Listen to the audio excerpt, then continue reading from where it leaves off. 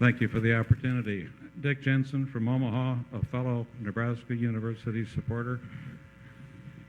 A rather convoluted question. I'm very interested in your recent purchase and your future intention of American Express.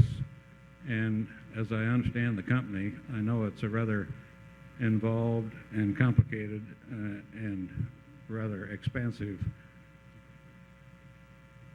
company insofar as it has its interests in many areas.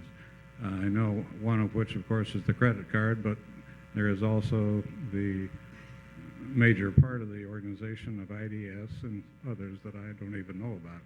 And I wondered what your hopes are for that investment. And I also, just recently, as perhaps you have, became curious to know if you are personally acquainted with Mr. Phil Carret, I believe his name is, and how about the purchase of his firm in your future? Thank you. Dick, I think Phil Carret is here today. But Phil, he's right back there. Phil, would you stand up? There he is. Give him a hand.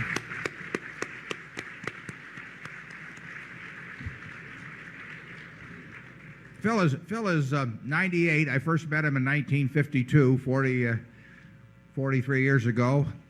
He attends every eclipse around the world, and you can run into him in some very strange places. Wrote his first book on securities, I believe, in 1924. Am I right on it, Phil? Yeah. And wrote an autobiography here recently.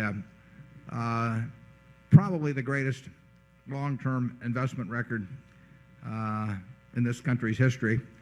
And but I think my impression is that Phil sold part or a good bit of Pioneer some years ago, which he managed for decades, many decades. In fact, I first learned about Phil when I was leafing through Moody's Banks and Finance Manual 40-odd years ago, and I saw this company with this great record and with some securities that looked terribly interesting. So we got in touch, and he was out in Omaha, and we got acquainted. So anybody that can get Phil to talk to him, listen carefully. I advise that. The question about American Express, we own just under 10% of American Express, and obviously, even though you mentioned they're in a number of businesses, by far the key, the most important factor in American Express's future for a good many years to come, great many years to come, will be the credit card, and that is a business that has become and will forever probably become ever more competitive. I mean, I've followed it since I think I met Ralph Schneider at the Diners Club in the late 1950s, and American Express entered into the credit card business out of fear. I mean, they were worried about what the credit card was going to do to their traveler's check business. Traveler's check business had been originated back in 1890 something, I believe, and that was in turn building off of the old express business, where I think it was Henry Wells and William Fargo. They would chain themselves to the express boxes as they delivered them through to the West, and they decided that maybe issuing traveler's checks would be a little easier than carrying all this stuff around.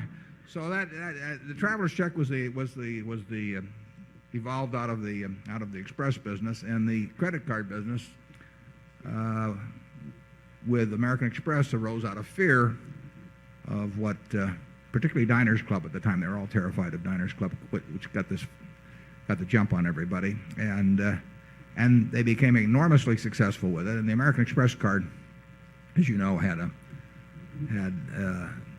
terribly strong position in what they call the travel and entertainment part of the card business. And of course, the banks entered in on a big scale, and Visa's been enormously successful. So the card has a strong franchise in certain areas, like the corporate card, although people like First Bank Systems are very aggressive in going after them there. The card has a significant franchise, but it does not have the breadth of franchise that it had many years ago. For a while, it was the card, and now it's the card in certain areas, but nothing like as broad an area as before. It has certain very important advantages and economic strengths, and it has some weaknesses. And you have to assess those in deciding where it'll be in the year 2000 or 2005. And we think that the management of American Express thinks well about the question of how you keep the card special in certain situations, and they've reacted to the merchant backlash for higher discount fees, I think, in an intelligent way. So we'll see how it all plays out. But the key, IDS, which has now been renamed, but is a very big part of American Express, accounts for close to a third of their earnings. But the real key will be how the card does over time. Charlie?